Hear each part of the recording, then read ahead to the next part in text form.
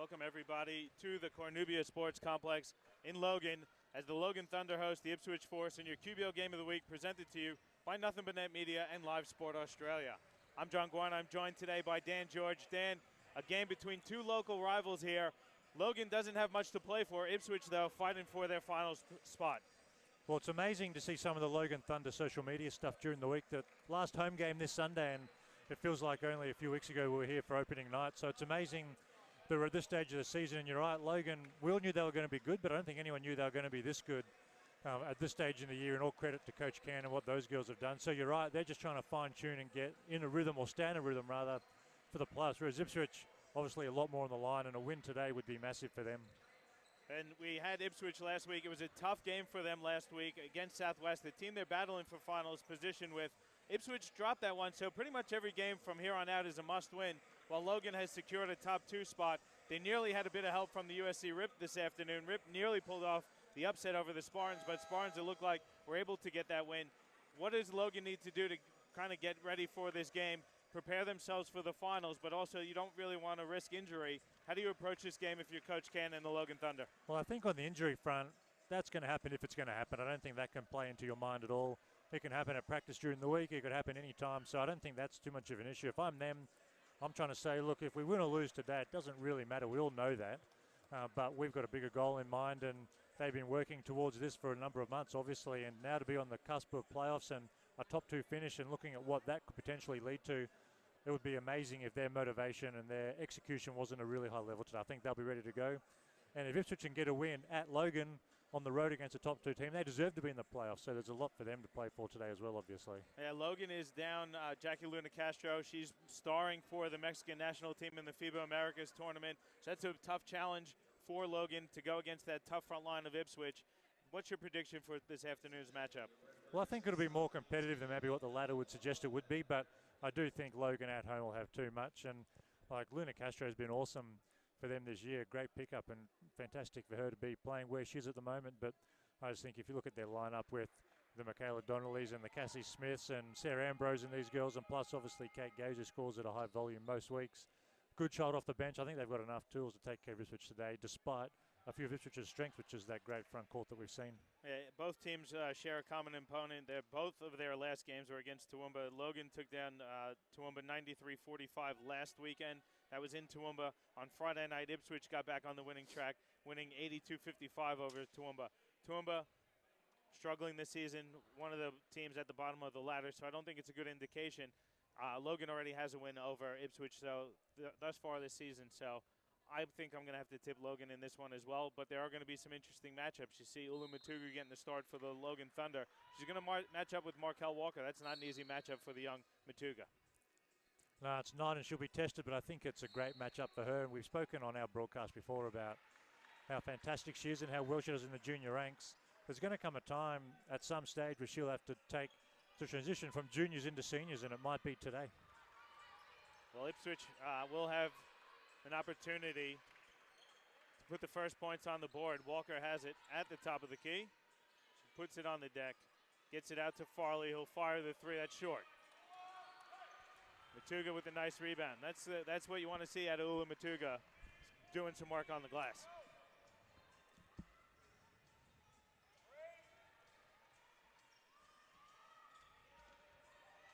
Good defense there from Williams. Ambrose recovers. There's now 6 on the shot clock for Logan and Cassie Smith.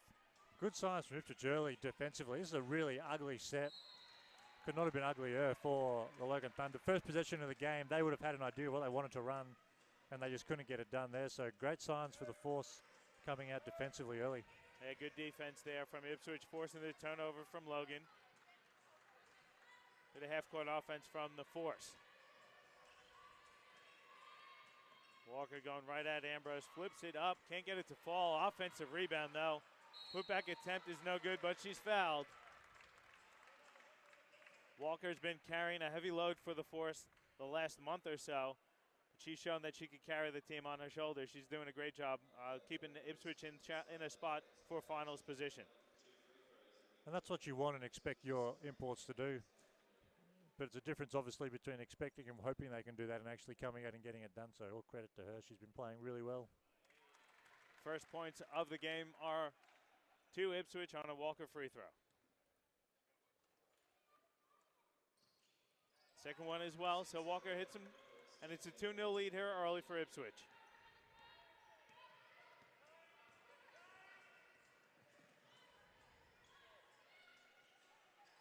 Gay's looking inside for Smith on the baseline, jump shot short. Fight for the rebound, Smith comes up with it, and she's fouled on her way back up. So nice tenacity there from the veteran Cassie Smith.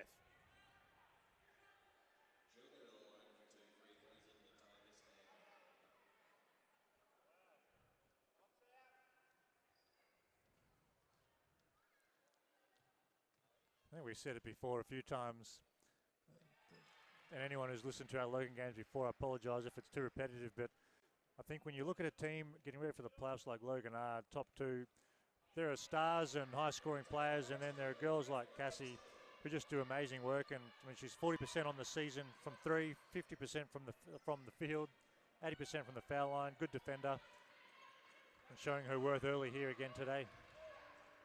Zone from Logan, three-pointer by Williams is off. Farley comes up with the offensive rebound. Williams again from the baseline this time, hits the jumper. 4-2 the lead. That's nice tenacity. Williams has been playing really well for Ipswich lately as well since she's been inserted in that starting lineup. Well, I saw that they've changed that around, and even the box score against Toowoomba showed with Ash Eden now coming off the bench. And so that gives a girl like Cassie Smith doing it all. So it gives Williams a chance to come out and get some minutes early, and it also strengthens Ipswich's bench and gives them a bit more depth, which probably for two reasons has been a good move from them. Yeah, it's a young backcourt for Ipswich. They've got Mate and Williams in there, along with veteran Farley. Farley has it now on Gaze. Over to Mate. Baseline drive by Rachel Mate is good. It's a nice, strong move from Mate there.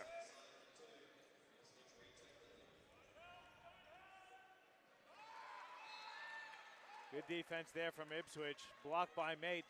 Knocks it out of bounds. They're going to stay with Logan with 17 on the shot clock.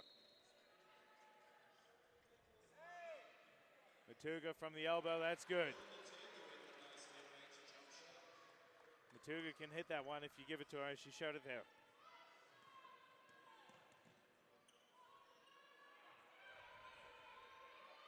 Abbott, turnaround is off. Matuga pulls it down. Smith going to step into an open three. It's short. Long rebound is tipped out of bounds. It's going to stay with Logan. Coach George going to the bench. Landry going to check in. And Abbott's going to check out for Ipswich.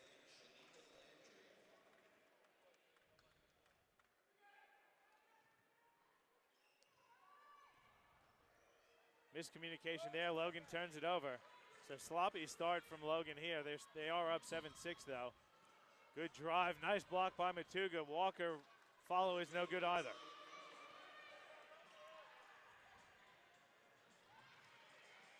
Good read there by Bree Farley. And then Coach Ken picks up a quick tech, challenging the call along the baseline. He wanted the call on Farley stepping out of bounds.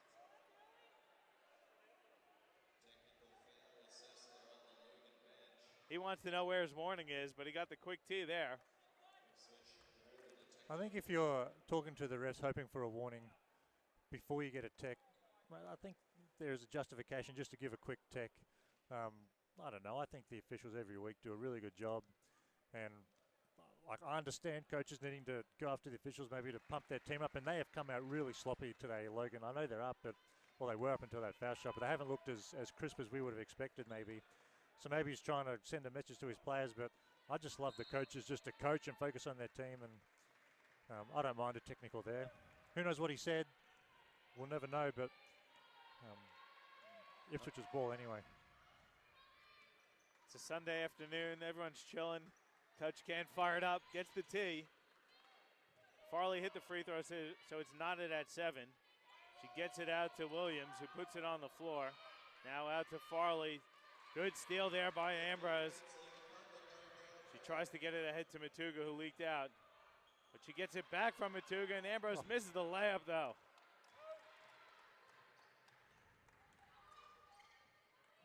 Walker out to Mate. Jump shot is short. Gaze gets the defensive rebound.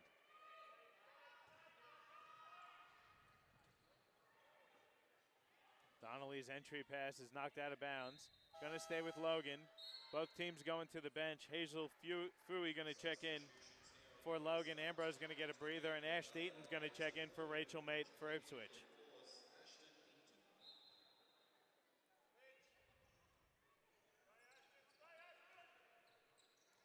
Gaze will fire from deep. It's short off the side of the rim. Landry comes down with it for Ipswich.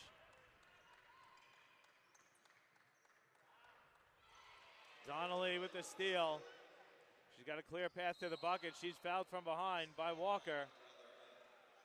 Landry was content to let her go to the bucket. Walker was having none of it. I think Walker treads the fine line between staying out of foul trouble and staying on the floor for 40 minutes, which she has to for this Ipswich team. But I like that foul, and I think if you're a team that's on the border of missing the playoffs or squeaking your way in, man, you want no layups and you want to set a tone defensively. And I mean, I like that. Her turnover, she lost the handle and she sprinted back and made Michaela earn it. Like, that's not a dangerous foul. I just think it's a good, hard playoff type foul. Donnelly hit them both on the season. Donnelly's shooting at an 87.2% clip from the free throw line. She's also the league leader in assists per game and total assists on the season. She'd be up there in steals too. She got a second one, and then Williams fouls her from behind. Walker might need a sub on the back of that last comment about 40 minutes. Just two ugly turnovers in a row. And I think for any team, we talk about it every week, John, like winning the backboard count, meaning who rebounds the ball better, and then who looks after the ball, and turnovers kill everyone. And Ipswich cannot afford to have a high turnover count today. Well, both teams turning it over. That time, Gaze had her pocket picked by Williams, and Walker lays it in on the other end. And that's where Cassie Smith needs to foul Walker hard too, almost as a standing up for Michaela Donnelly type foul. But anyway, layup for Ipswich. And we're knotted here at 9. Yeah, it's all tied at 9. Timeout taken on the floor. We'll take one as well. 5:47 to go in the first quarter in your QBL Game of the Week, presented to you by Nothing But Net Media and Live Sport Australia.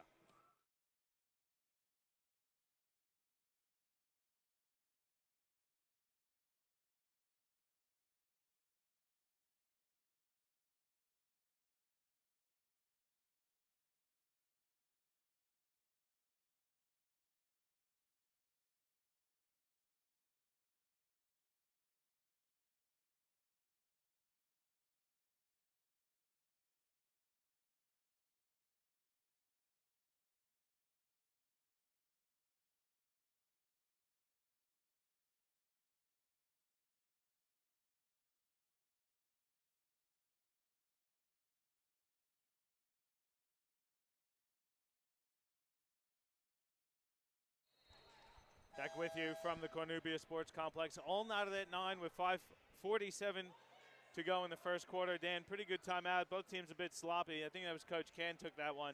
He's expecting more from his troops. Well, we spoke about it pre-game. It's easy sometimes to drop down and play to your opposition's level, and that's not taken away from Ipswich, but on paper, Logan have had a better year and they should win. But they've come out sloppy, like they just expect to rock up and get a W. And Ipswich, whilst not being top 2 like Logan are good enough to come in here and get the win. And I think Coach Can's aware of that, and hopefully his team becomes aware pretty quickly. He's going back to the bench also. You don't want to see a timeout right after a turnover right after the timeout, I should say. Fui turned it over. She's getting the quick hook from Coach Can, and Ambrose back in for Logan. Logan also has Jade Kirisome, and she's seeing her first minutes of the afternoon.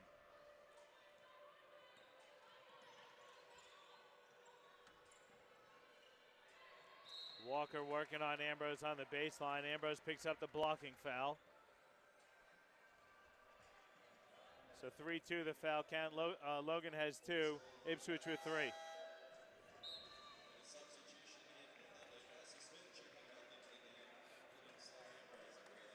Smith going to check back in for Ambrose.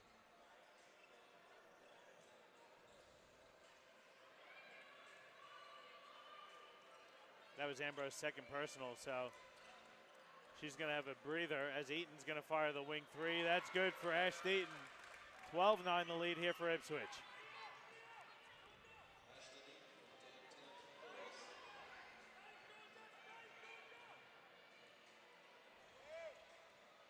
Gay's working on Eaton.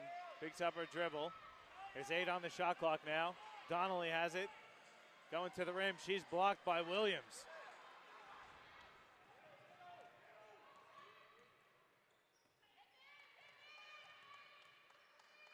Eaton goes inside to Walker. Good jab step. A lot of contact. Walker finishes through the contact, though.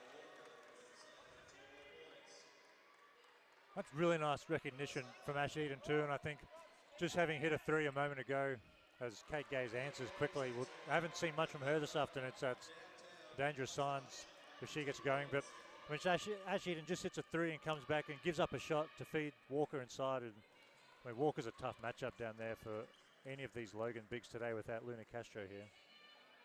Walker has it at the free throw line now. Out to Williams. There's 4 on the shot clock. Pass is stolen there by Matuga. Good recognition by Matuga. Use the reverse layup to lay it in, and we're not at 14.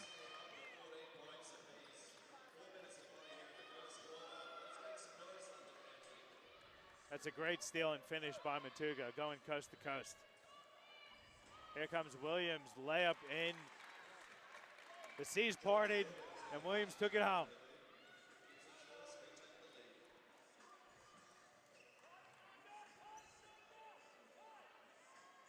Kirisome picks up the dribble. Gaze at the top of the key. Her 3 is short. Eaton with the defensive rebound.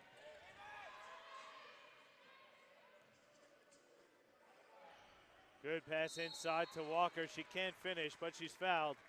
That's a fantastic look there from Shanita Landry, finding a cutting Walker. Good foul, too. Put him on the line.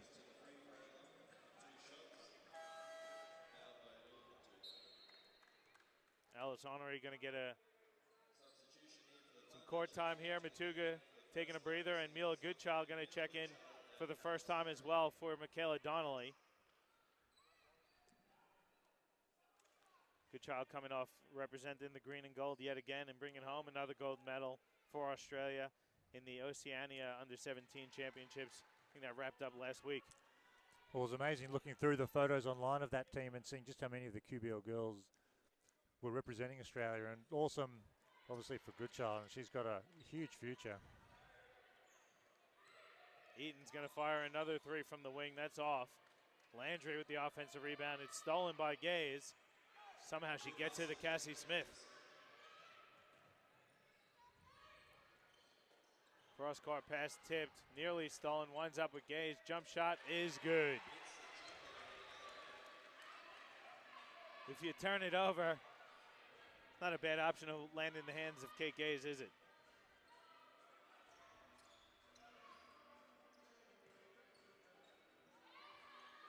O'Sullivan jump shot is short, but she's fouled. Let's see who they get this one on. It's going to go on Goodchild for the reach-in. So Lauren O'Sullivan going to the free throw line. On the season, she shoots a tick under 79% from the free throw line.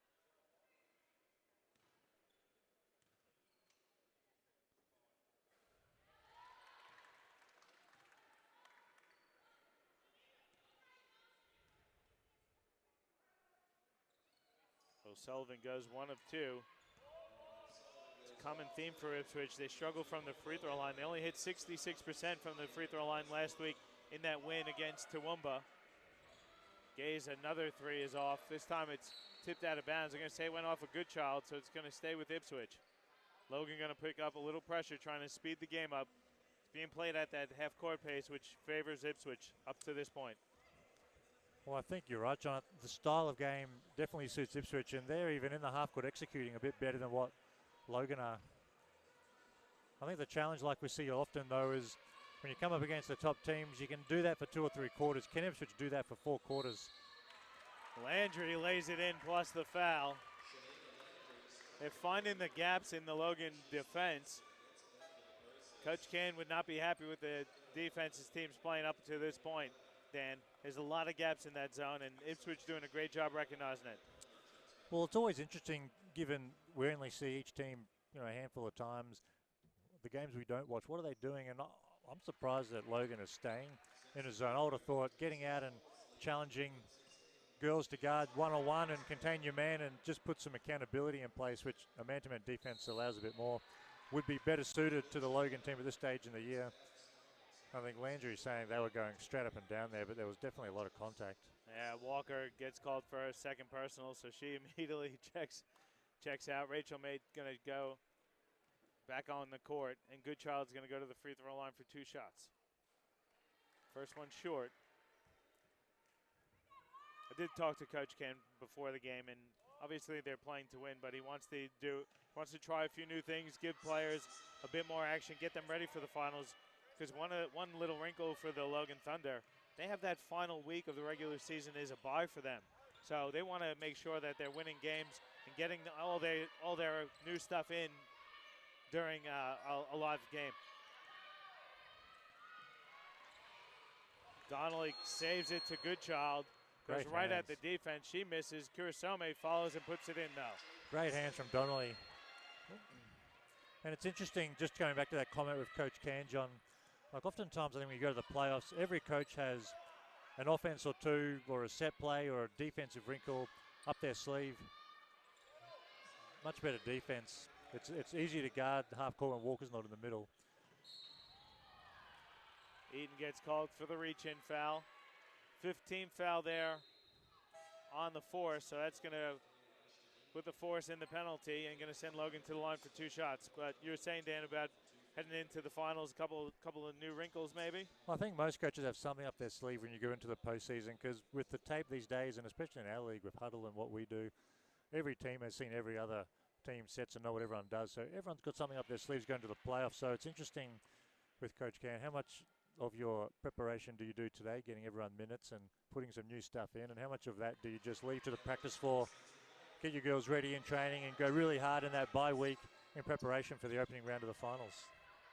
Well, they only have this game and I think one other next week, and then it's going to be the finals for them. They've pretty much sewed up their spot. They're a top 2 team in the finals with Mackay going down this weekend. I think that locks in Logan in a top 1 or 2 position unless Spartans lose a game. Kurosome turns it over again. But Logan's locked into their spot. They're going to have a home final that first weekend of finals. So yep. If you're a coach, would you like to run your stuff in a live game against live competition, or what are your thoughts on that? Have you been in that position before where you've had a week off before your first finals game, and how did you prepare? Well, as a player, I can't remember that, but I can remember like having a week off in between finals. So, you know, in the old, I'm not sure how we do it this year, I should know, but the top 2, winner goes through and hosts the home final, 1 versus 2, the loser plays winner of 3-4, that finals format. So if you win that first week, you get a week off, getting ready for a grand final, and 14 days is a long time to wait before you play in a championship game. And I think during that time, like a lot of it is done on the practice floor. And if I was coaching, I'd want to keep girls obviously in shape and everyone in tune of what we're trying to do, but I'll be keeping as much up my sleeve as possible, because I don't want the Spartans to watch the tape of today and notice something that is different that I might bring out in a few weeks' time. I want to keep stuff as secretive as I can leading into the playoffs, I would think. But at the same time, you want to get these girls minutes, because if someone gets in foul trouble or there's injuries or whatever happens in a playoff game, you want these younger girls to have had experience on the floor with the crowd, because nothing can replace playing in front of a crowd as opposed to the practice floor. So there's definitely a balancing act to it, I think. 6 on the shot clock for Logan. There's a foul call there on Mate. Going to send Cassie Smith to the free throw line. Coach Can was saying as well, Jackie Luna Castro should be back for finals, but there's a possibility she might not make it back for the quarterfinal if the Mexican national team is able to advance to a championship game of the FIBA Americas tournament. So he's got to try a few new things tonight as well in preparation for potentially being without Luna Castro for that first final. Well, you would think that the Mexican team has every chance of advancing. You would expect, maybe. So you're right. You got to prepare maybe that she won't be here. I mean, if she is here, it's a bonus. Ipswich just breaks the trap. Mate picks up her dribble, gets it out to George. There's 6 on the shot clock for Ipswich. Mate's going to fire a corner 3 that's off the back of the rim. O'Sullivan with the big offensive rebound goes inside to George, who misses. There's 3 on the clock. Smith gonna fire the wing 3. It's good from Cassie Smith to beat the buzzer. And that's gonna give Logan the lead heading into the break, 26-23. I saw you shaking your head at that George layup attempt, Dan. That's what gave Logan that opportunity to beat the buzzer. Well, that's a difference in a team just on the brink of the playoffs and a team in a top 2 sealed up. Sometimes it's just the IQ that you play with. And, I mean, Logan's defense has gone up a level. They're playing much better. Walker's out, which helps. But you get an offensive rebound. There's 9 seconds left. You got to make sure you take the last shot of the quarter. They don't, and they give Logan a chance to come down, and they were made to pay. Oh, it was a buzzer beater. It's 26-23 heading into the quarter time break. We'll take one as well. We'll come back with the second quarter of action here on your QBL Game of the Week, presented to you by Nothing But Net Media and Live Sport Australia.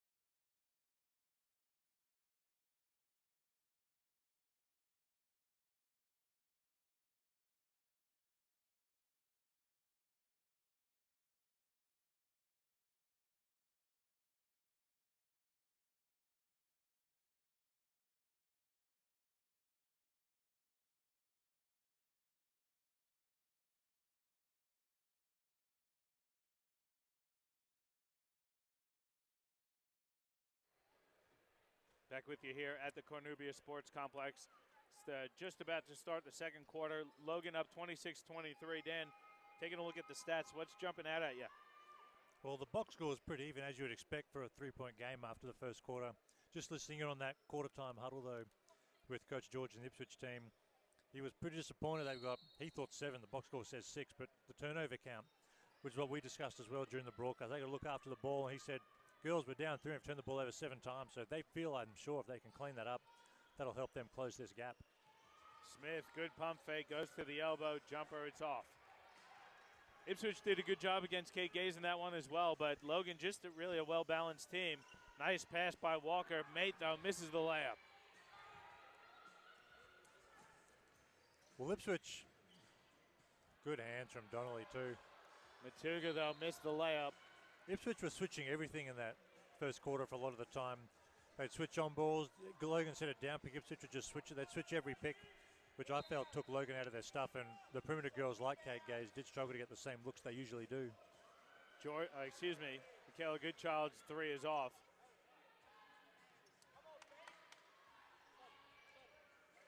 So both teams at the moment looking for some points to start the quarter. Georgia Williams' 3 is off. And here comes Goodchild pushing up ahead to Gaze. Gaze flips one up, that's off. Walker back on the court with 2 fouls. Gets the D board, trying to take it all the way. Layup, no good. Gets her own offensive rebound, but she's fouled.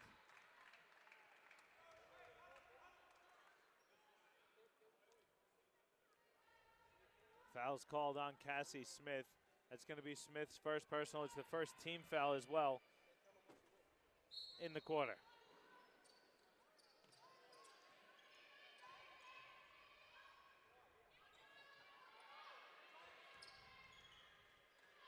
Nice pass. Abbott, baseline jumper. Walker showing off the touch. That's an amazing handle and pass for anybody, let alone a post player. Super impressive. Nice pass on the other end, too, from Gaze to Matuga. That's how quick Logan can respond, though. One quick pass, and they were at the bucket. Abbott will shoot the jumper. Matuga will grab the rebound.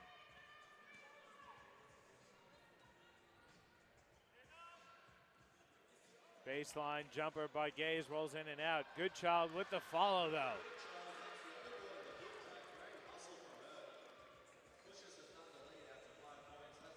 Gonna switch back to the man here, Logan. Abbott has it on the block, working against Matuga. Fadeaway jumper short.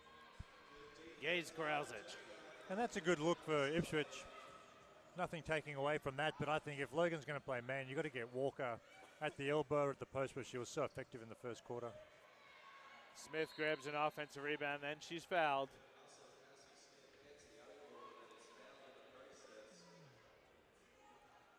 Foul is going to go on Georgia Williams. That's going to be her second personal and the second team foul for Ipswich. So Logan will inbound underneath the basket of the Ipswich Force. Landry checks back in.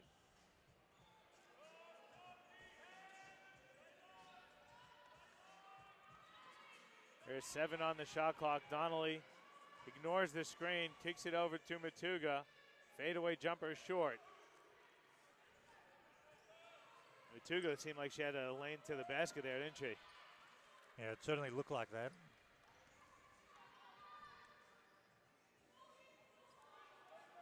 Williams will fire the wing 3. That's good from Georgia Williams. She certainly shoots with confidence. Well, I was about to say she hasn't been shy at all today. And, well, that's a tough look. She's had a couple of tough looks go down in the first quarter and continuing on here as well. And active defensively. We see it again there. Nice Great steal. young talent for Ipswich. Farley inside for Mate. She's fouled there by Goodchild. There's a good little hesitation, little head fake there from Mate. Got Goodchild in the air. Fui and Kirisame checking in for Goodchild and Smith. And Ash Deaton getting set to check in for Rachel Mate.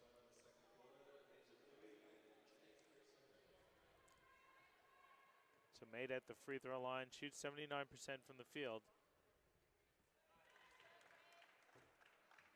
She's one of 3 Ipswich players who averaged double figures on the season. Mate comes into this afternoon averaging 13.4 points per game. She's going to get a breather. Eaton's going to check in.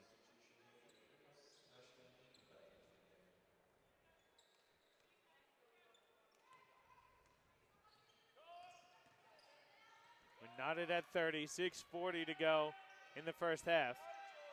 Gay's going to fire a deep 2. That's good.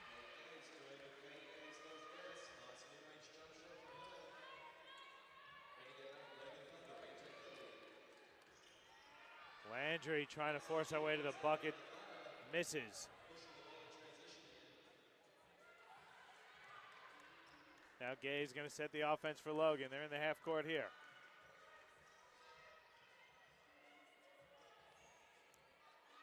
Donnelly now drives baseline. Kirisame has it stolen by Williams. It's got to be her 3rd or 4th steal already of the night.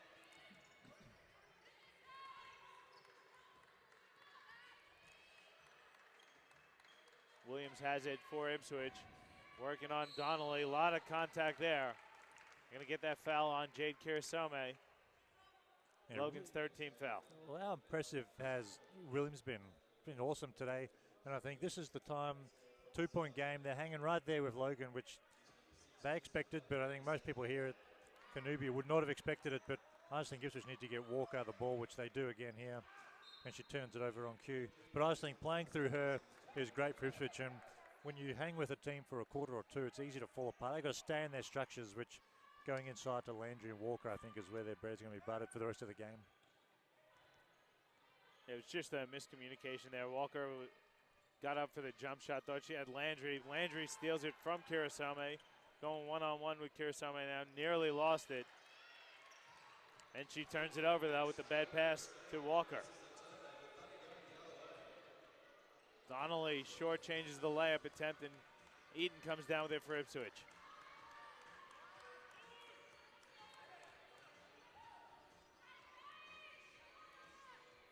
Farley, good pass inside. Walker finishes plus the foul.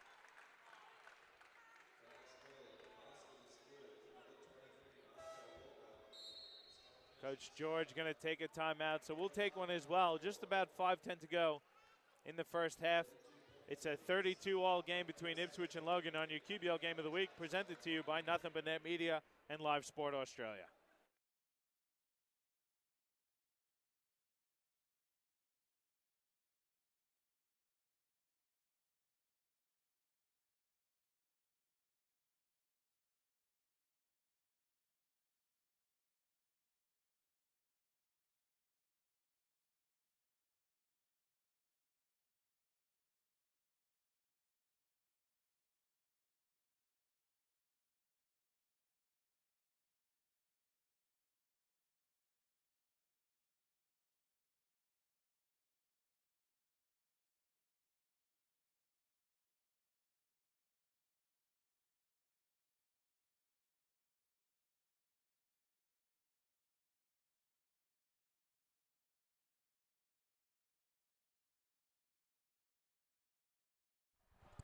Back with you here from Cornubia Sports Complex. 32-all with 5:10 to go in the first half. Markel Walker at the free throw line. She's looking to complete a three-point play. Walker on the season shoots 71% from the free throw line. In the win versus versus Toowoomba last week, she was 5 of 7 from the free throw line. She hits that one. That one makes her 2 of 3 on the night.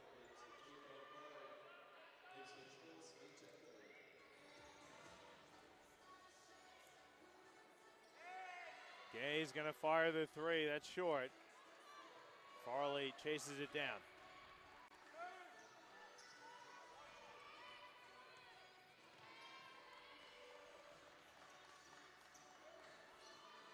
They want Walker in the post. Eaton's going to fire the free throw line jumper. That's too strong.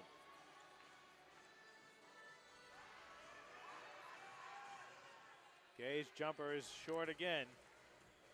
She seems to be short on most of those jumpers so far this afternoon. And it's an interesting shot selection too, as we watch Walker go to work. She misses, gets her on rebound, and dumps it over to Landry for the easy 2. She's got game down there, Walker, but when Kate Gay's one dribble inside the three-point line in transition, just an interesting choice of shot, I think.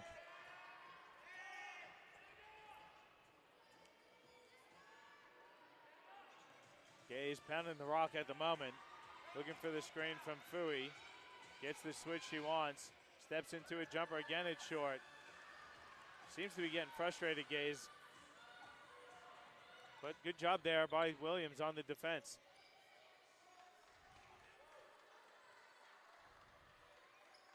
Landry, baseline drive, layup is good, and the foul.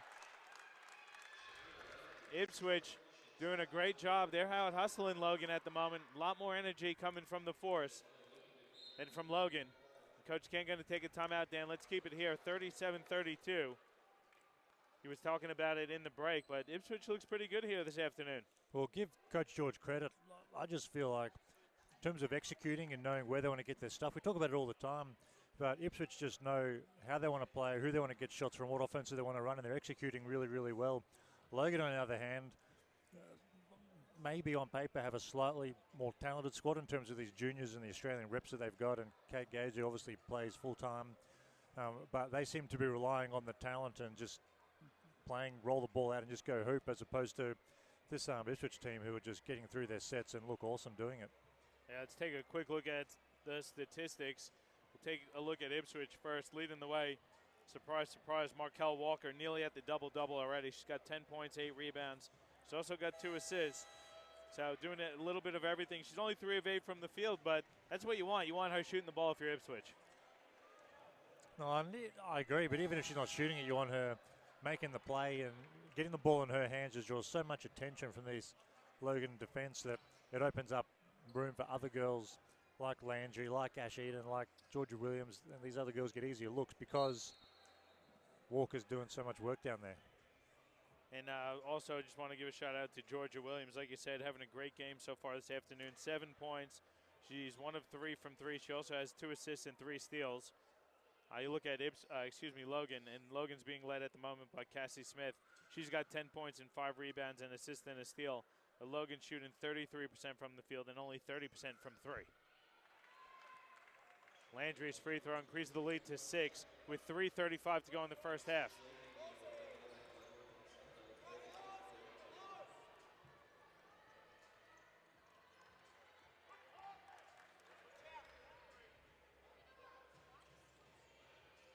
Gaze steps back, jumper's good. That's a better look for Kate Gaze there. Much better, and if there's one knock on her, it's probably the percentage that she shoots at in terms of the clip. And that's because sometimes I think she has to work so hard to get shots, whereas there, through the offense, got a good look. As Eden thinks she was fouled. But at least Kate Gaze there, through the offense, got a much better look at the hoop, which is obviously a high percentage shot than what we've seen on some other attempts today. Great move there by Smith. She used the pump fake, step through, plus the foul. Smith now has 12, looking to make it 13 with a free throw. That's just a great rip move, isn't it, Dan? Just an awesome move from a very good player. And I like like what Logan did there, looking to get Smith back involved in the game. She was getting a couple looks early, and then they went away from her. Get her another one, get her going again. Well, really good timeout from Coach Can. They get Kate Gaze a really good look in offense. They get Cassie Smith a look, and they come out putting on pressure just to try and take Ipswich out of their stuff, because in the half court, Ipswich are a handful. Great steal by O'Sullivan, and she finishes. Landry nearly steals the ball, but it goes out of bounds. That kind of that energy, that awareness at the moment still seems like Logan looking to find that high level of energy that they need to perform at the highest level for themselves. Goodchild with a nice crossover, hands off for Smith. Little short jumpers off. Matuga with the follow. She's fouled and is going to go to the line for 2 shots.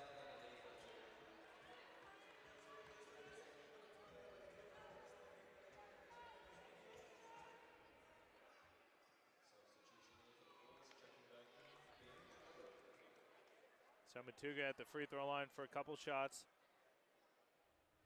These are going to be our first 2 free throw attempts for the afternoon.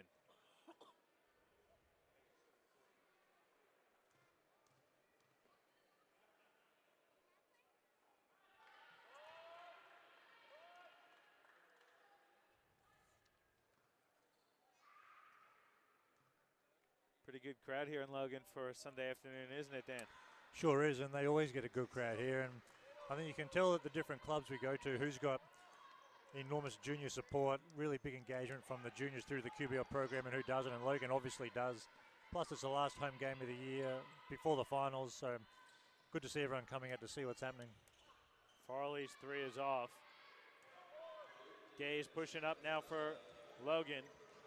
Gets through the defense. Left-handed layup is good, plus the foul.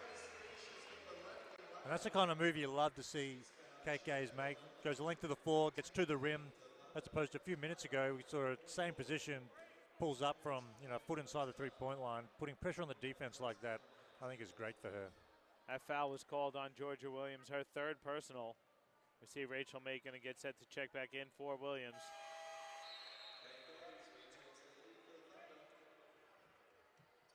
Don't know if we'll see Williams again this first half. That's that move that you see them bringing Eaton onto the bench. Eaton's a starting quality guard in the QBL, so to be able to bring her off the bench, it's just another weapon, like you said in the pregame for Ipswich. Well, it definitely gives them depth. You just hope that that kind of move doesn't subtract too much from the confidence of someone like Ash, who is a starter and has been a starter in the Siebel and the QBL, and maybe it's a little bit out of sorts. Good pass, Farley inside to Landry. She finishes and is fouled by Goodchild. It's going to be Mila Goodchild's 2nd personal. And again, good recognition there by Ipswich. That's a tough matchup for Goodchild inside with Landry. I guess one of the positives for Logan is that the Spartans, who from the girls' competition, are obviously the benchmark. They don't have a huge post presence, which is good for the Thunder. Without Luna Castro here, these Ipswich girls in the post, Landry and Walker, are just having a field day down there so far, and that's the reason why they've got a 2-point lead. Donnelly's pass goes out of bounds. I think it was a pass. I'm going to call it a pass. Yeah, I would say it was definitely a pass. So we're under 1:30 to go. It's a 2-point game. Ipswich with the lead over Logan, 43-41.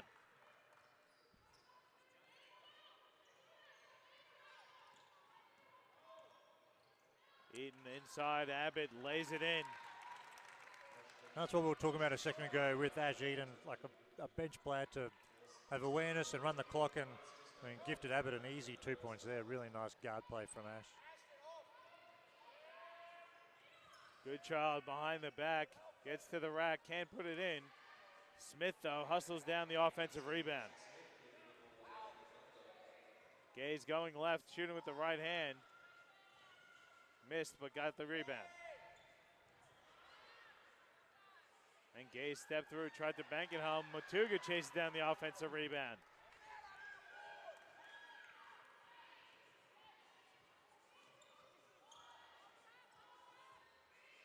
3 on the shot clock. Smith has to get a shot off. She does, plus the foul.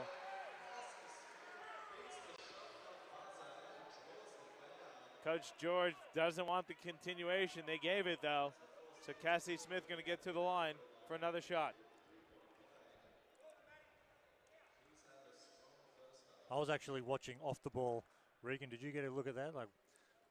Yeah, look, in a situation like that, I mean, you've got to go with the continuation. I mean, with 3 seconds left on the shot clock, she wasn't going to be doing anything but shooting the ball. Yes, the foul occurred just as she was picking the ball up off the dribble, but in a situation like that, you have to play the continuation. The last thing you want to do is cancel that kind of bucket. So 100% agree with Gilboy's call. Well, the free throw cuts the lead to 1. We got about 20 seconds to go in the half. There's about a 2-second differential between game and shot clock. 5 seconds called.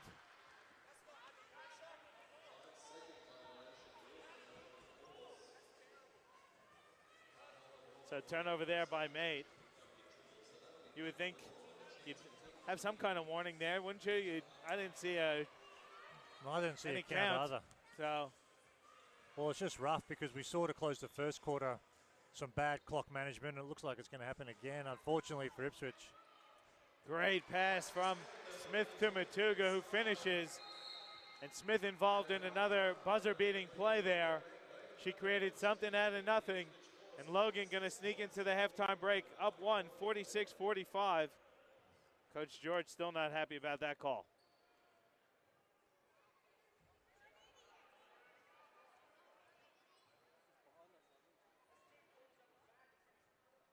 (46-45) the score at halftime. Dan, what are your thoughts on that first half of action? It was a really entertaining game, and purely from a spectator's point of view, it was great to watch. I really enjoyed it, but I just think the challenge for Ipswich is to continue playing the kind of structured basketball that they've been playing so far in the first half, because they've looked really good, and I think they have executed at a better clip than what Logan has, and that's probably unexpected given where Logan are on the ladder. So hopefully Coach George can get into the halftime break and keep these girls' spirits up, and they can come out and play the same level of basketball and keep feeding Walker and Landry in the post, which has given Logan and Coach Ken all kinds of trouble so far today.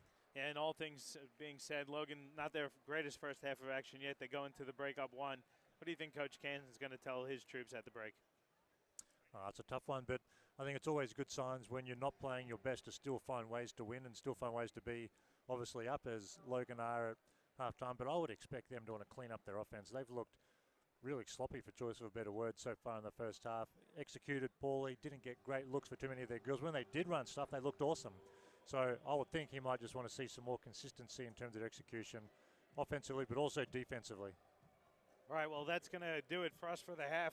We'll come back with the second half of action and statistics for you as I lose my voice. Excuse me. It's 46-45, the lead for Logan over Ipswich. We'll come back with the second half of action on your QBL Game of the Week, presented to you by Nothing But Net Media and Live Sport Australia.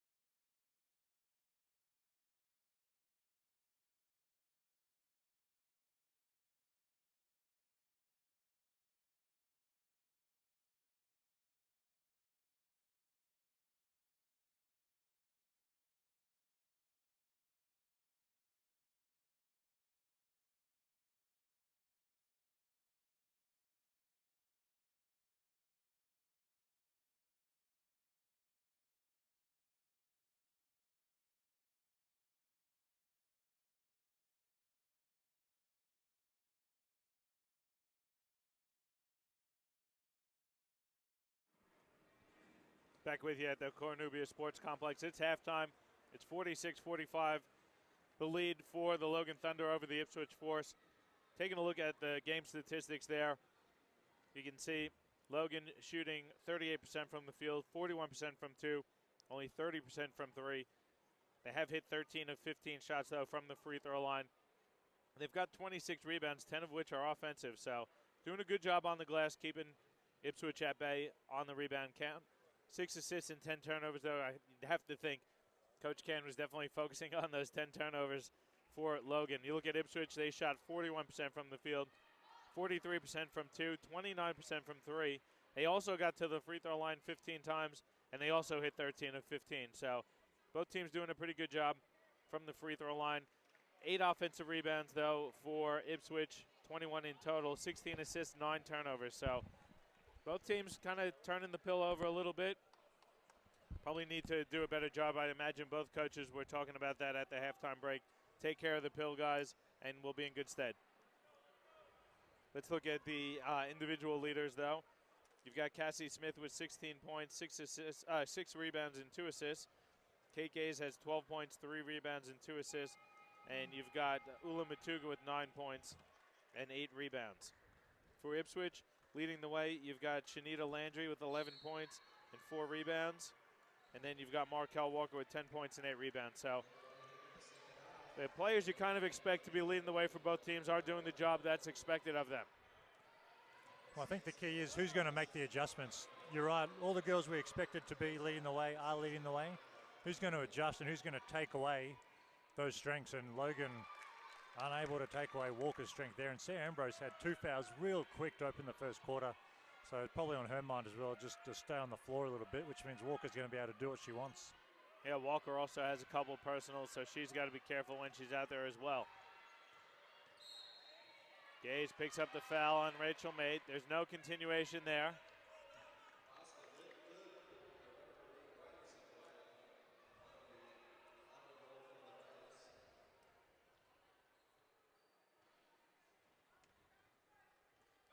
So Logan will inbound in front of the Ipswich bench. Logan's got Ambrose, Gaze, Matuga, Cassie Smith, and Donnelly. Gaze baseline jumper is good, plus the foul. She got the friendly bounce.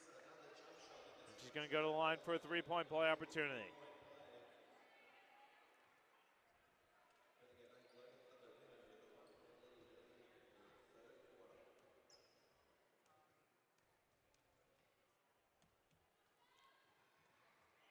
Free throw is good for Gaze. 49-47 now the lead for Logan.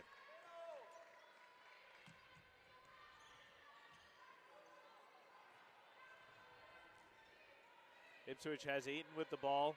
Markel Walker, Shanita Landry, Rachel Mate, and Bree Farley on the court. Walker gets it at the elbow. Now Mate open for three. Shots up. It's too strong. Offensive rebound, though. Markel Walker. She goes right back to the bucket to lay it in with the left hand.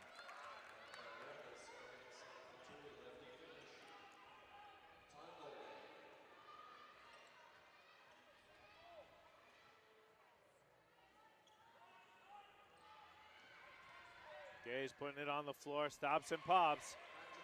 Back-to-back buckets for Gaze. She can get hot and get hot quick. Smith, though, steals it from Farley on the other end.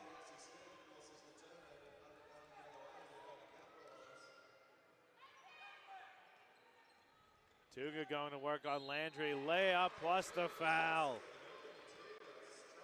You think if you look at that play, you kind of want Matuga to shoot it with the left hand. If she shoots it with the left, though, she probably doesn't pick up the foul call. Well, you're probably right. I think that's an obvious left-hand finish, but how can you argue with the result? I think Shanita Landry would like to argue with the foul call, but foul or not, just the finish to get that bucket was awesome. Matuga finishes the three-point play, so the lead up to 5 now for Logan. And here comes some of the pressure from the Thunder. Matuga comes up with the steal, keeps it herself, misses the layup though. And there's a blocking foul on Michaela Donnelly.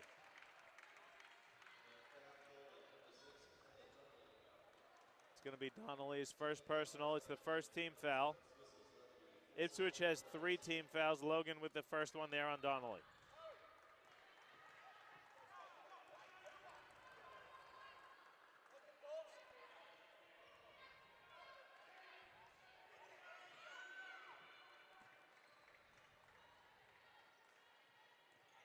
Landry leaves her feet out to Farley. Three-pointer is in and out. I think that's 4 fouls on Rachel Maid, which is disappointing. She'll be. Oh no, you're right. Sorry, 4. She'll be sitting for a while.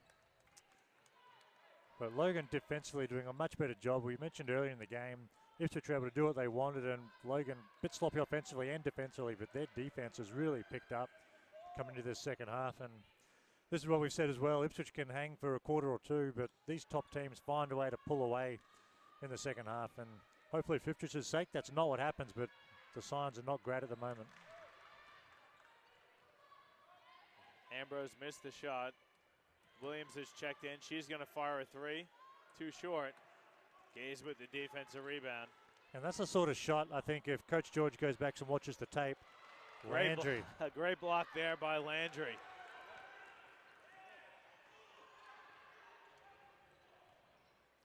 You're saying that? Well, I was just going to say, Georgia Williams has been great today. She's played really, really well, and her energy's been awesome. 3 steals in the first half, couple of big buckets, but that shot is probably not the shot that they're after. They want to make Logan play defense for longer than 1 or 2 passes. Turnover there from Landry. The turnovers aren't going to help either, Dan. Turning it over. Oh, you're right. Just giving Logan extra possessions. Well, turnovers and quick shots is not what Ipswich need. They need to grind it out and make sure Landry and Walker get touches in the paint every possession. Smith for 3. She's balling this afternoon, Dan. The nice pump fake on the pass just brought her that little bit of space that she needed to get the 3 off. It's now an 8-point lead, 57-49. Landry on the block, double team, spins away from the double, and then she's fouled. Yeah, she traveled first, I thought. Good move. Coach Can thought she traveled as well, but Landry got fouled on the shot. They didn't call the travel. She's going to the line for a couple shots. Marnie George checks in for Eaton.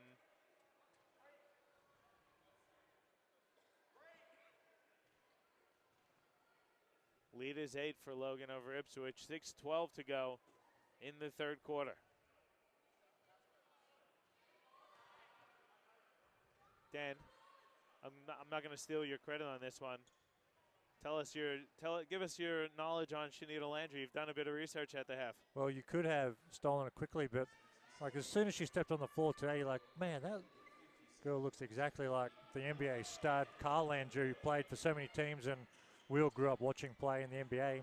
And so I've done a quick search, and yeah, it's Carl Landry's sister. So obviously the basketball talent and the athleticism and the aggressiveness towards officials runs in the family.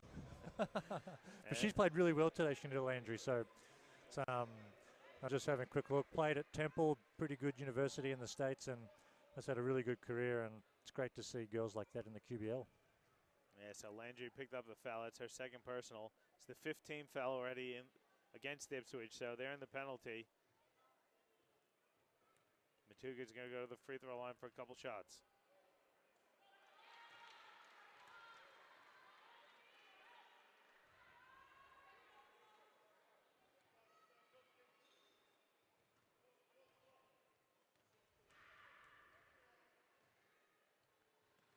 Matuga hit them both. Lead back up to 9 with under 6 to go in the third.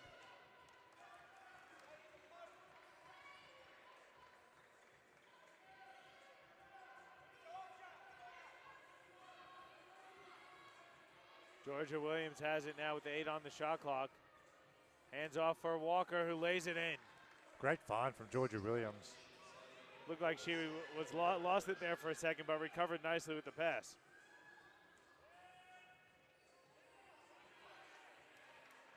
Gaze has it on the corner with 11 seconds to go. Dribbles to the free throw line, steps through, flips it up, it's off. Walker rips down a good rebound. It's a 4-on-1 here for Ipswich.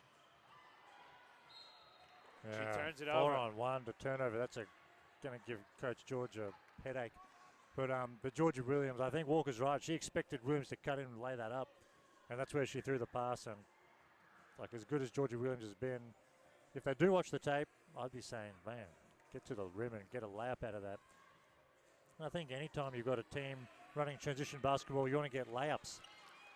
Williams nearly steals it. Went out of bounds, though, off of Logan.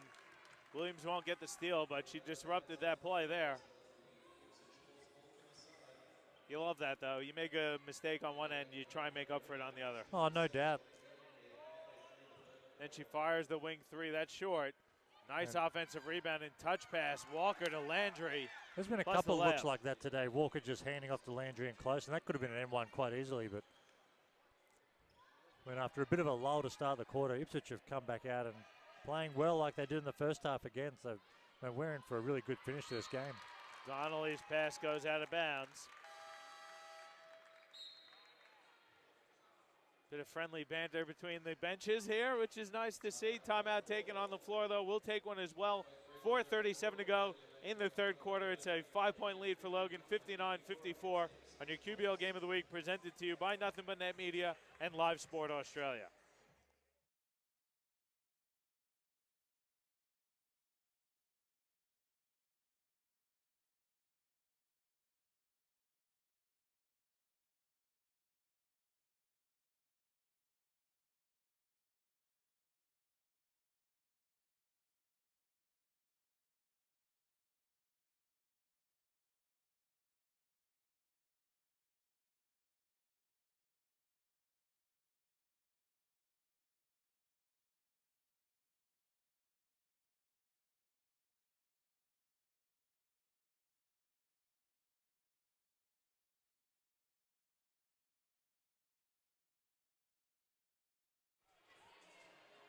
Back with you at the Cornubia Sports Complex, 59-54 the lead. Ipswich doing a good job hanging around here. Good timeout taken by Logan. They've got that 5-point lead. Just trying to tweak it a little bit here and there to extend that lead out past 5. Well, Logan just can't shake them, and you've felt a couple of times the momentum shifting, and you'd expect the Thunder to pull away, but they're unable to, and that's all credit to Ipswich.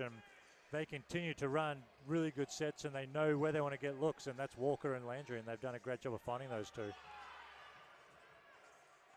George has it with 7 on the shot clock. Now Landry, she puts one up. It banks home, plus the foul.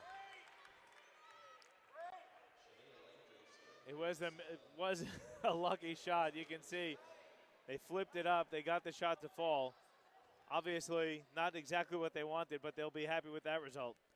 I think sometimes in a basketball game, you need a little bit of luck to go your way, and when they did a good job, they stayed composed, they ran the shot clock down, so give them credit, but definitely a little bit of luck on that finish, but Landry's good enough to make it a 3-point play. And it's now a 2-point lead for Logan over Ipswich with about 4 minutes to go in the third quarter. Again, Ipswich switching everything. Good communication. There's 8 on the shot clock. Gaze has it for Logan. Now Smith, a lot of contact. That's a defensive foul. It's a blocking foul there on Walker.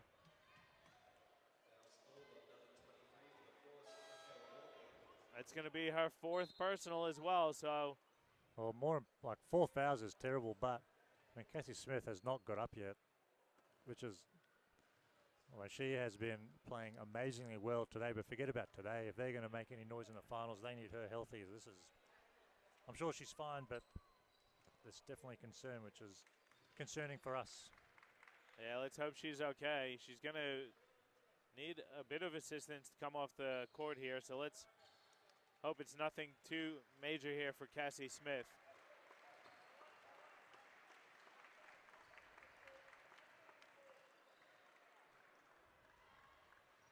Coach Ken going to have to go to the bench. Goodchild's going to have to check in.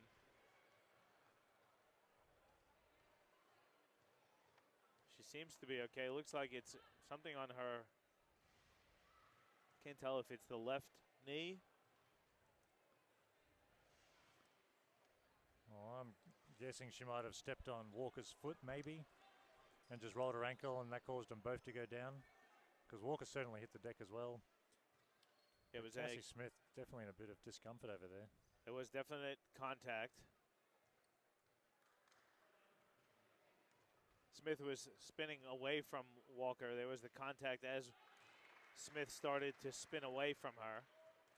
I think she has had some knee issues and surgeries in the past as well, so let's hope it's just a little tweak and she's fine.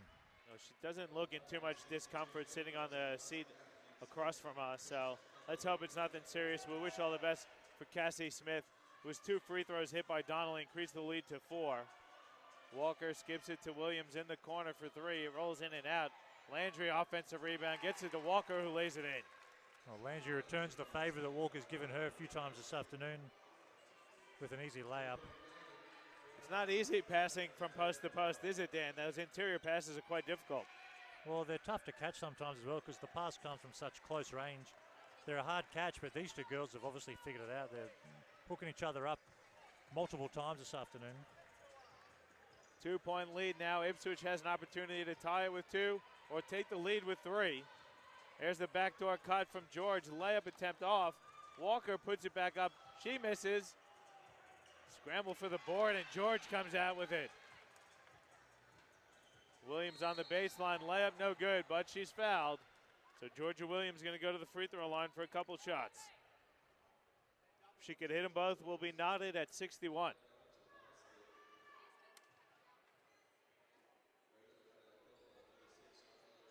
That was called on Donnelly. That's her second personal. It's now 4 team fouls for Logan. Williams on the night is these are going to be our first 2 free throw attempts.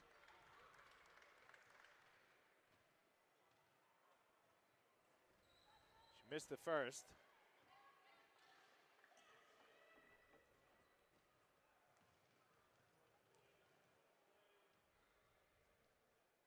Missed them both, does Williams.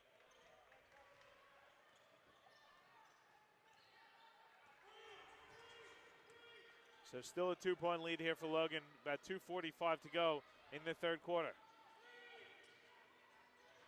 Gaze has it at the top of the key, working on George. Step through, looks inside, nice pass. Matuga finishes with the layup. Like that creativity from Gaze on that one.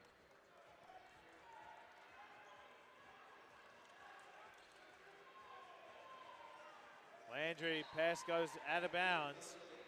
Looked to me like it went off a Logan player, but they're going to say it's Logan ball. Yeah, I thought it bounced off a Logan player as well, but that's one that Landry, I think, needs to shoot.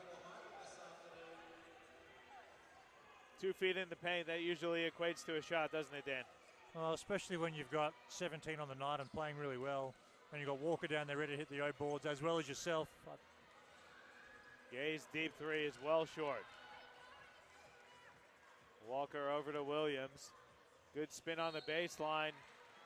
And Williams picks up the foul on Gaze. Georgia Williams has been great this afternoon. Defensively, she's been really active, and offensively in the first half she was good, but carrying that on in the second half and really stepping up for Ipswich. And I mean, for anyone who's watching, I think the concern of Cassie Smith, she's fine, not in too much pain at all. She seems quite comfortable sitting over on the sideline, but I think they're just giving her knee a bit of a test and making sure it's all structurally sound, just given her history of knee challenges.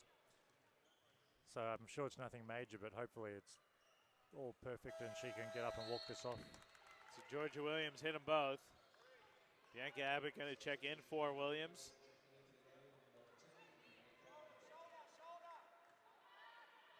Yeah, it looks okay. Cassie Smith is working out the leg. She's squatting a bit. Looks like to have a bit of discomfort, so let's hope it's okay. Well, if I'm Coach Can, I don't really care if they come back and say she's perfect. As Ambrose knocks it down and gets involved this afternoon, I think Cassie Smith is done for the afternoon, just to play it safe, but hopefully she can wake up tomorrow and it's all good. That jumper by Ambrose increased the lead to 4, 65-61 now. Farley comes off the double screen. Good touch that's a pass. great look. Landry can't handle the ball, though, and it goes out of bounds.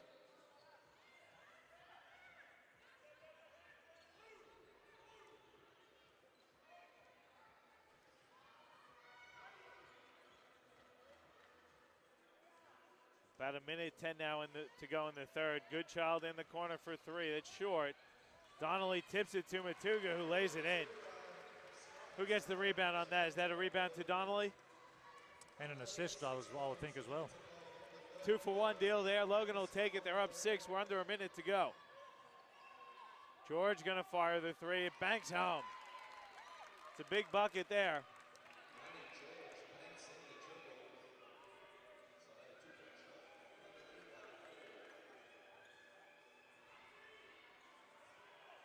Lead is 3 for Logan.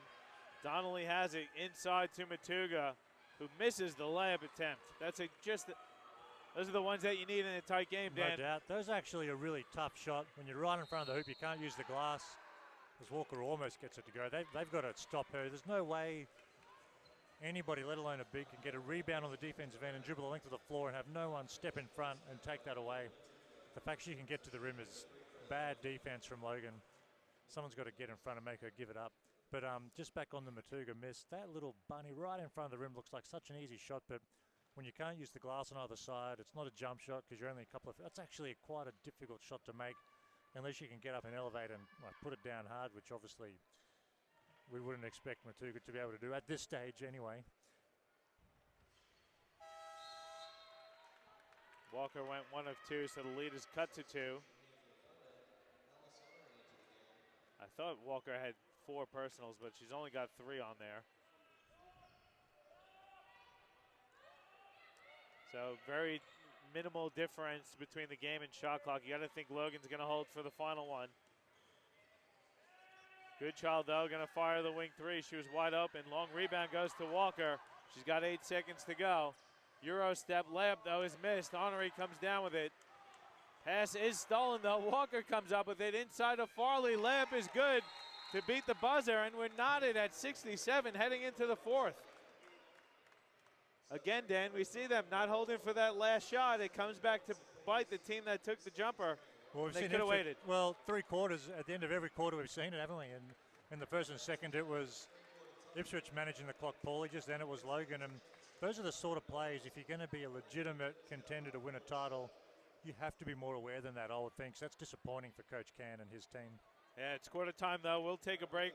It's 67 all heading into the fourth between the Logan Thunder and the Ipswich Force on your QBL Game of the Week, presented to you by Nothing But Net Media and Live Sport Australia.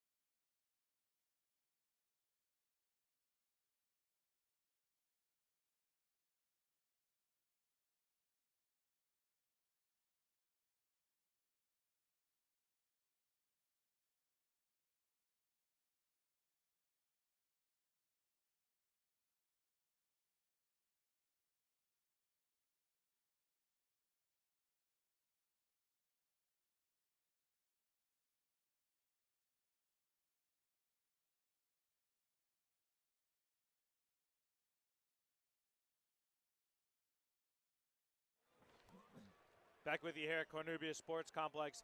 Heading into the fourth quarter, it's all tied up at 67. Markel Walker leading all scorers with 19 points. Cassie Smith also has 19, but I don't think we're going to see Cassie Smith again. She did have a bit of an injury. I don't know where she's went. So well, I can see her now. She went to the bench. Okay. She hasn't put an ice pack on. She was in the huddle. I'm sure she's fine, but this close to the playoffs with a player that's had a knee injury in the past, just play it safe, and I don't think we'll see her again today, but hopefully that doesn't mean anything negative. It just means she's got herself a quarter off. Well, Dan, start of the fourth quarter. It's all brand new game, 67 all. 10 more minutes. Ipswich needs this one in the worst way if they want to remain in finals contention.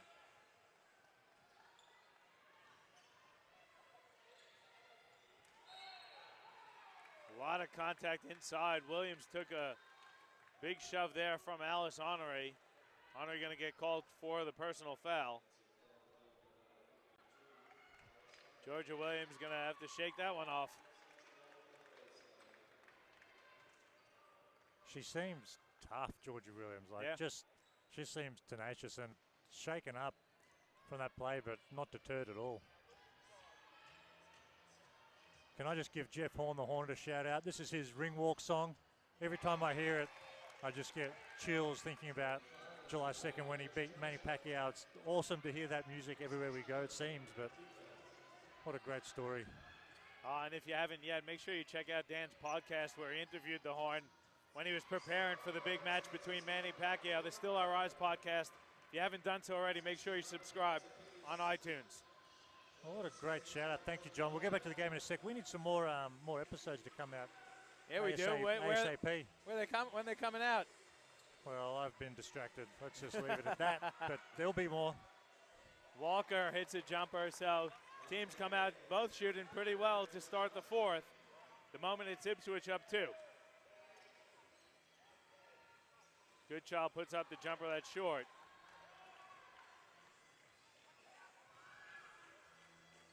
Williams nearly lost it, recovered that well.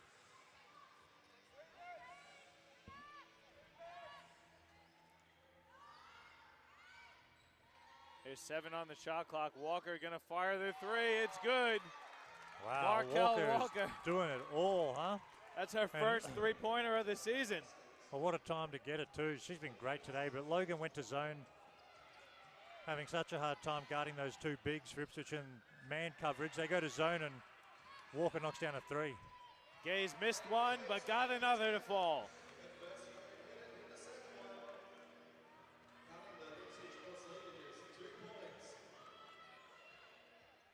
Two points to lead for Ipswich, 74-72.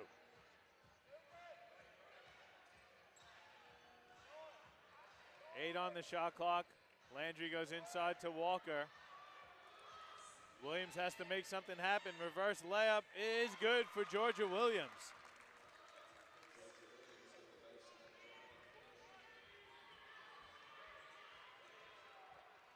(76-72) the lead now. Gaze fading away. That's a nice shot there from Kate Gaze. That's just class, isn't it? That's tough. Her team needed a bucket badly, and that's a tough shot. She's good enough to knock it down. Landry from the free throw line. It's too strong.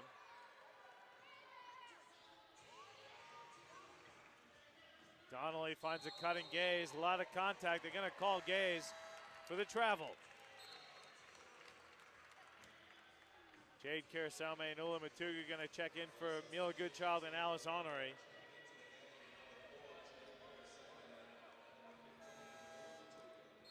And Rachel May going to get set to check in for Landry. Walker on the night has 24 to lead all scorers. Gaze, though, ticking away. She's only 2 behind with 22.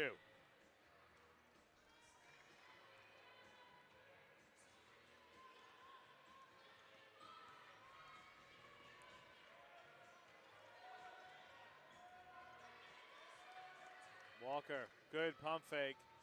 Layup attempt is good. Markel Walker, she's been impressive this afternoon, Dan. Well, she's just doing everything too. Good defender. Has passed the ball really, really well. And man, she's showing all the different offensive moves inside, outside, hitting the 3, taking off the dribble. Matuga to a cutting Kirisaume. Layup is in. Good dish there from Matuga.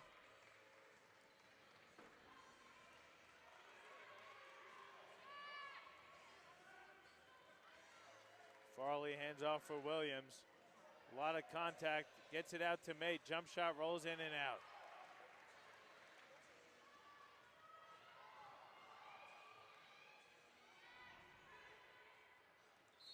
Matuga traveled. I think Coach Ken wanted her to shoot that 3. She didn't. Get called for the travel. There's a timeout taken by Ipswich, so we'll take one as well. 78-76 the lead for Ipswich over Logan with 6:05 to go in your QBL Game of the Week, presented to you by Nothing But Net Media and Live Sport Australia.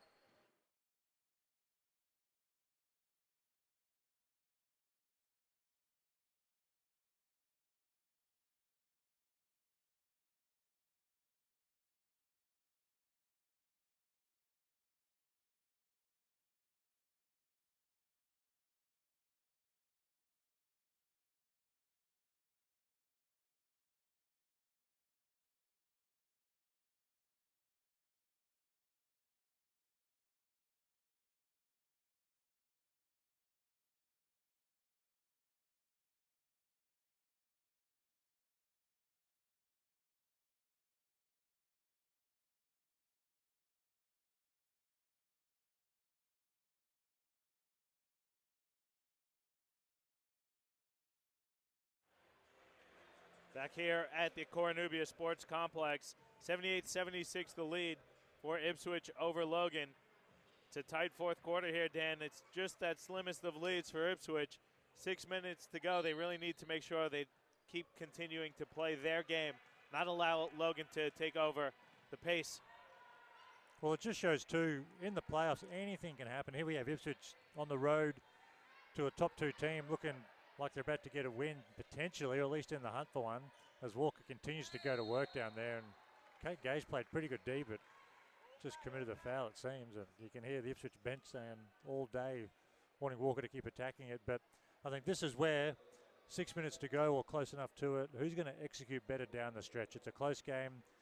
Which team's going to defensively and offensively run their stuff, and whoever does that better is going to get the win, and it's a good test for both teams this close to the playoffs. Ipswich definitely needs this win a lot more than Logan does. Logan secured a final spot, and I'm pretty positive in saying that they've secured a home final at a minimum. But Ipswich sitting in that 7th position at the moment. They're in that kind of logjam with Southwest. You've got Cairns in there. You've got the USC Rip as well. So Rip nearly were able to pull off the upset this afternoon over the Spartans. That would have been a huge win for their finals hopes, as Matuga with a strong finish on the layup.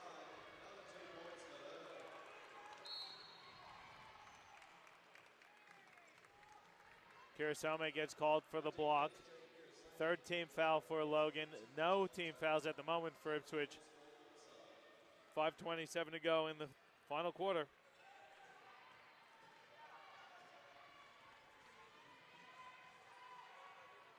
Mate gets the screen from Walker. Again, Walker going at Gaze. Kicks it out. Mate's wide open for 3. She hits it. Again, really nice offense from Ipswich. Doing a good job getting it to Markel Walker. Well, I think they know that, like most teams, you can get a 3-point shot anytime you want. But the difference between a 3-point shot and then a shot coming out of a good post play and then a kick back out, which is what they got there. And Walker just sucks the defense in so much. Ratchamate gets an open look. And Kirasome missed on that other end. Now Mate kicks ahead to Williams. She turns it over. Good defense there by Donnelly. Kirasome with the hesitation. Floater off. Goodchild with the offensive rebound. She misses the putback, though. Just uncharacteristic from Logan. Most of the time when we've seen like a Goodchild get a no board, she's pretty much certain to put it back in. Just some uncharacteristic misses. And meanwhile, Walker is unguardable down low. And Kate Gaze, who's very good defensively as well as offensively. Just 2 fouls in a row for her. It's just, she's a handful. Yeah, Walker likes that matchup inside with Gaze trying to guard her in the post. Well, it's hard for anyone to guard someone once they've caught it that deep. You've got to try and get around and make that a tough catch and maybe push her off a spot. But also, you've got to have ball pressure. You can't let the Ipswich guards just pick and choose where they pass the ball to Walker. You've got to make that a really difficult entry pass to make. Farley working off of the Markel Walker screen. Pass is stolen, though. She telegraphed that one. Landry recovers, flips it up, but she's fouled. That's the 15th foul. Well, she's smart enough to hear that. I think it was 2 fouls, 2 shots anyway, excuse me, if the team fouls, but I think they called a shooting foul. She's smart enough to hear the whistle and just throw it towards the hoop. Earned herself 2 shots. I think that one was on Donnelly, but like I said, that's the 15th foul for Logan, so they're in the penalty. Ipswich yet to get called for a foul in the quarter. I've seen Coach Ken mention that to the referees a couple times now.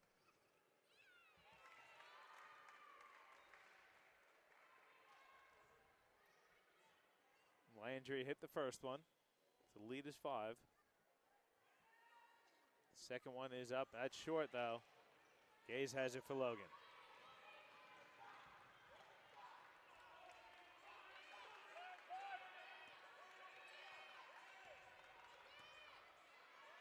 There's Goodchild with it. She'll fire the deep 3. That's a big one. Cuts the lead to 2.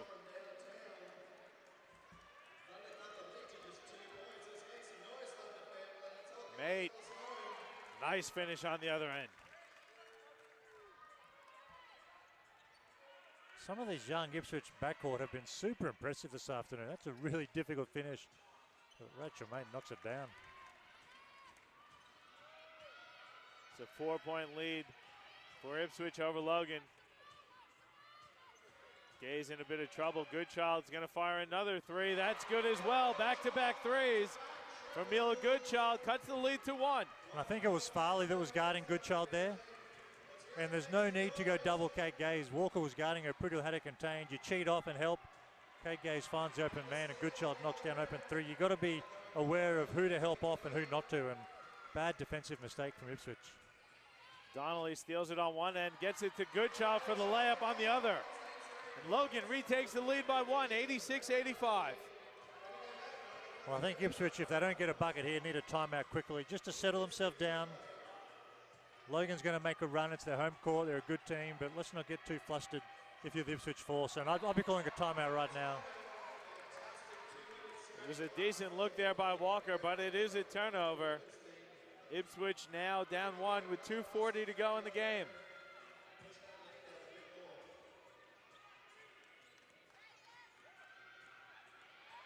Donnelly again gets to the bucket, blocked by Landry and recovered by Williams.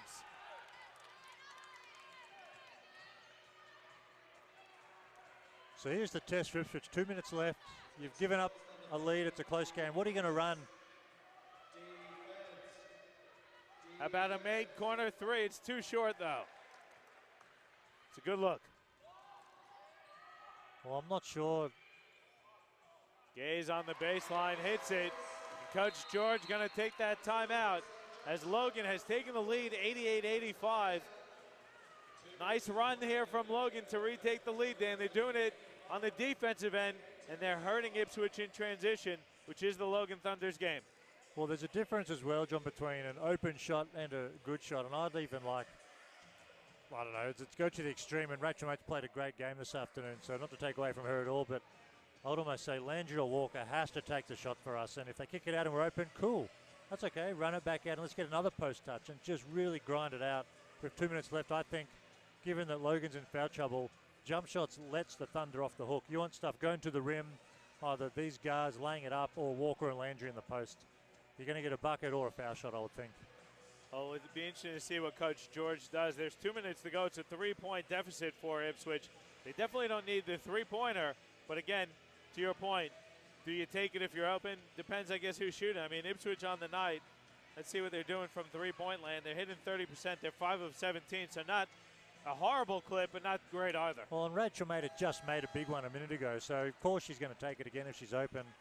But I would just say we can get that shot with 5, 6, 8 seconds left in the shot clock. And let's us down low. We want to keep going to the post. If we get a post feed, they double, Walker kicks it back out. That's okay. Reseal, kick it back in, let it go to work again. And if she kicks it out again, it's late in the shot clock, then you've got the three-point shot. I'll just be trying to make a point of getting everything going to the rim given Logan's foul trouble and their inability to guard the two post players for Ipswich. Dan, take care of the pill. They've got 18 turnovers. Do the force. So here we go. We're under 2 to go. It's a 3-point game. Ipswich coming off the timeout. Gets it to Williams. He drives baseline. Forced up the shot and went out of bounds off of Logan. But I still like that offense better. That could have easily been a foul. She would have been at the foul line. It's better than settling for that corner shot. So they've got 6 seconds to go on the shot clock. And the inbound underneath the Logan basket. Landry gets it. They got to move quickly. I don't know that she knows the shot clock. Hands off for Farley. Corner three is up. It's off. Matuga corrals the long rebound. Now Logan wants to run half court. They want to work some clock here for a good shot.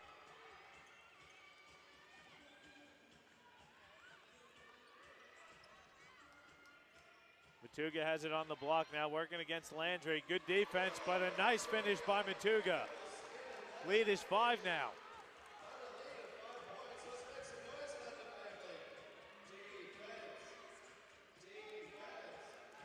Farley with a nice catch. Over to Landry. Now Walker on the block, one-on-one with Ambrose. Layup is good. She's too good down there. They've got to get her touches or find a way for her to get a touch every trip. Well, they need to stop now in the worst way. It's under a minute, and Ipswich is down 3, 90-87.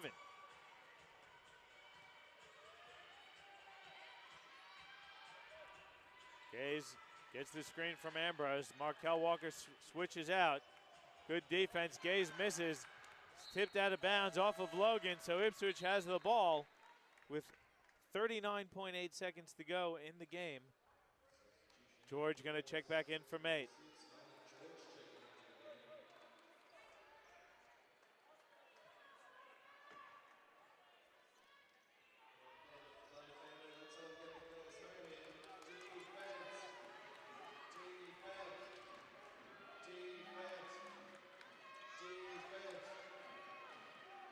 Frawley comes off two screens, finds it, Walker. Three-pointer is up. It's good for Markel Walker, ties it at 90.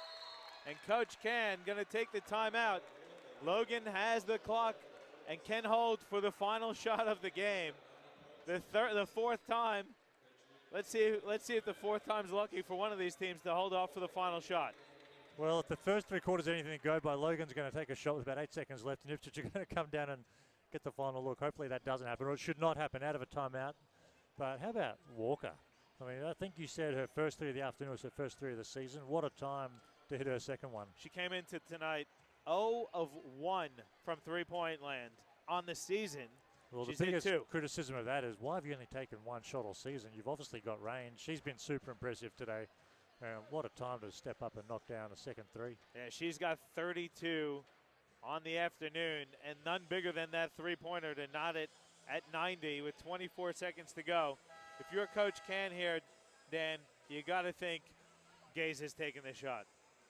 Well, I think she's got to at least make the decision. So get the ball in her hands, and she'll either take the shot, and if she's guarded well, trust her to find the open player.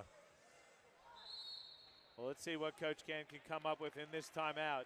He wanted to test his team for the finals. They've gotten a great test so far this afternoon. 90 all between Ipswich and Logan. Well, it's the perfect opportunity. You've got a tied game. You get the last shot if you run the clock properly. This is exactly the kind of test that Logan need heading into the playoffs. I mean, Kate Gaze, I think, will play a role here definitely in this possession, but Matuga has been a handful for Shanita Landry down there lately as well.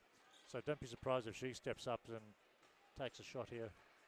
Like I said, the shot clock is off. There's 23.6 seconds to go in the game. Logan will inbound from the sideline opposite us. Let's see what they've got for the final shot of the regular game. Good defense from Ipswich. They got plenty of fouls to give too. Backdoor to Gaze. Williams nearly steals it. They do come up with the steal. They've got to push. 4 seconds to go. Kicked ahead to Mate. Oh, she no. goes out of bounds. She has played unbelievably well. The reality is, with 1.7 seconds left, what was she going to do, really? That's a tough time set there to make a decision, but it's one of those ones, I think, Dan, where you know you have to get it off and get it off quickly. She took her eyes off of it, thinking she had to get the shot off. I think she was more upset. I think the Ipswich bench is more upset with Farley. I mean, Williams has been amazing. Gets another steal. They're obviously trying to get it to Gaze late in the shot clock. And she played another steal, amazing. But then Farley kind of held the ball. And I think Coach George is upset that she didn't kick it ahead quicker than that. And maybe give her girls more than 1.7 seconds. But Logan have to go the length of the floor here. And this would be a miracle for them to get a bucket. So you would think we're heading to extra time. Well, if you're Ipswich, you can give 4 fouls here. There hasn't been one foul called on Ipswich in the fourth quarter. Surely that's something you'd have to consider, Dan. Well, I think 1.7 seconds is a short enough period of time that as soon as the ball's inbound, whoever's catching it's going to shoot it. So the last thing you want to do is to have someone catch it on the three-point line, and they're going to advance it, obviously, but you don't want them to catch it and get a foul, and all of a sudden they're in the act of shooting. So I think you just play straight up and make them catch it going away from the hoop. You want nothing, lob passes, you want lots of ball pressure. Make Logan catch it out, and if they hit a three to win it, falling away, catch and shoot, well, give them credit. But interesting to see Kate Gaze taking it out too. You would expect her maybe to be a catch and shoot opportunity here for her, but it could be one of those ones where they were looking to throw it off the back of the player or something. Who knows? Williams is going to guard the inbounds though, straight up. Gaze hits Matuga. She's got to get the shot off. Step back is up, and it's short, and we're going to overtime. Tied at 90. Matuga created some good space for herself to get the shot off.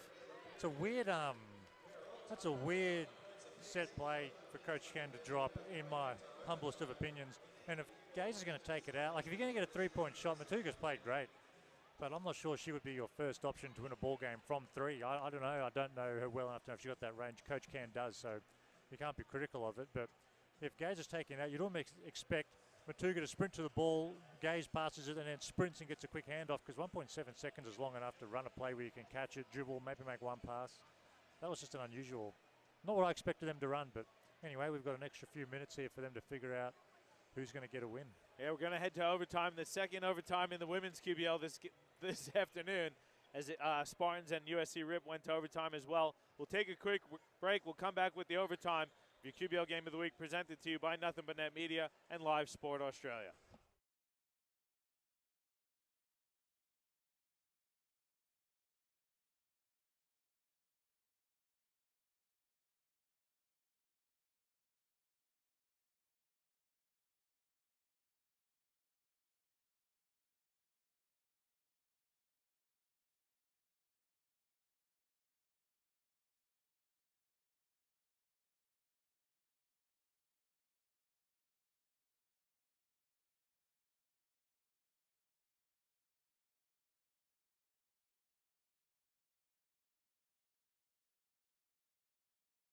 Lead.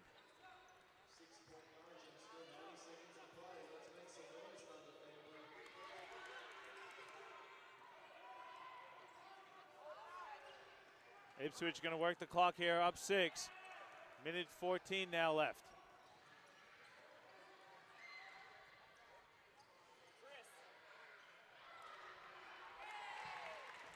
That should be enough to do it.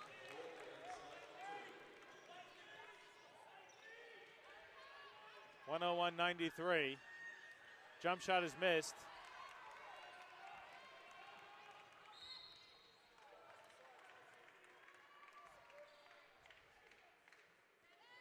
Having some technical difficulties here, folks, so please sit tight. Missed a bit of action. It's 101.93. Well, I don't know what we missed, but just on that last Ipswich possession, I mean, Landry got an O-board, missed. Walker got the O-board, missed, and it went back and forth a couple of times, but they ended up getting the bucket, and you would think an 8-point lead with 2 fast shots to come. 50 seconds left. That should just about do it for Ipswich. If they manage the clock properly, they don't need to score again. The game's over. So the lead is 8, 101.93. Apologies for the technical difficulties there. Not sure what happened. We lost our camera signal for a second. It's back now, though. We've got under a minute to go. It'd be very interesting to see what they can do here. It's almost over, Dan. One more possession will pretty much wrap things up, won't it? Well, you're going to expect Logan just to start fouling, so clock management doesn't really come into it for Ipswich, because they're not going to have the ball that long. Logan's going to have to foul every time Ipswich have the ball. So this last 51 seconds could take 5 minutes, depending how many foul shots. But if Logan can't get a bucket, I mean, you'd almost expect Coach Ken just to wave it off and let the clock run out, because they need a score here badly. Yeah, you heard the siren go off, but play continued.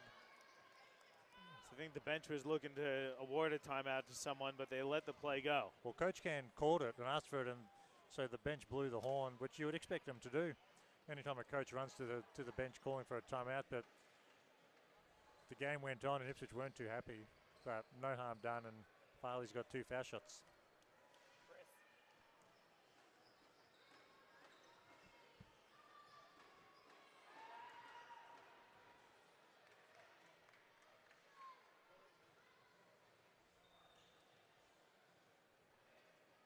Couple big ones here for Farley. These could pretty much ice it. 9 points the lead. Logan needs a quick one here. Donnelly gets the quick one.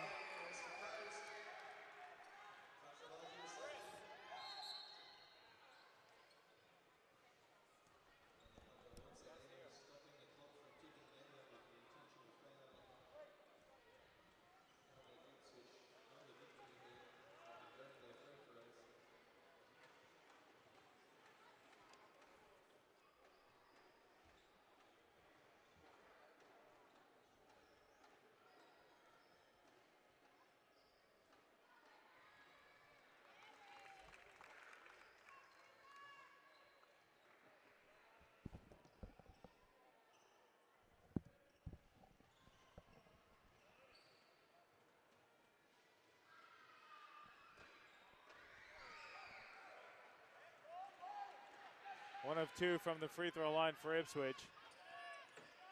Got to be pretty confident in saying that they've won this one as Goodchild misses the 3. Walker's foul. They're going to send her to the free throw line for a couple more shots. That's going to pretty much do it here with about 33 seconds to go. Let's see if Coach Can's going to call off the troops. Well, I think if these 2 foul shots go down, that's what he should do. Because if he doesn't, and I'm Walker, I'm grabbing the ball every time and I'm getting myself 40 points because these are easy buckets. She's got 34 so far today, and man, fair to say she's been the difference. Been awesome. Hit the first one.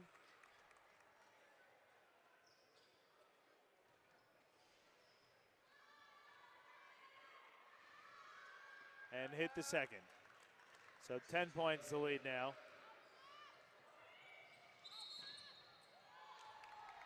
Then an offensive foul called on Ula Matuga for the blocking foul. That's her 5th personal. She's done. Hazel Pui going to check in for Logan. It's only going to be the 2nd loss of the season for Logan. Not an ideal loss, but it was a great challenge for them heading into finals. They've only got the next weekend to go.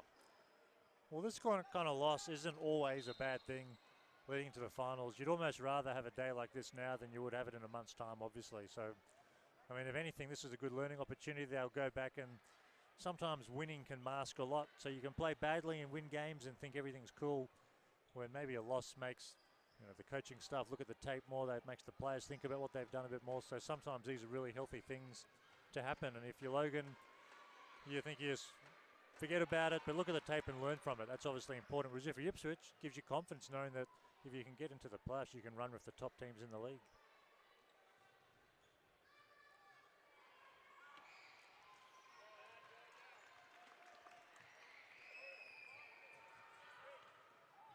Huge win, though, for Ipswich, helping them to hopefully get secure their spot in the finals.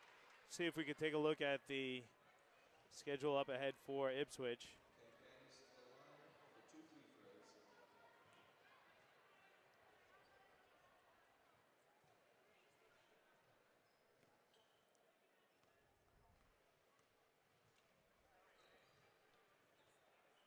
See what we could find for the Force.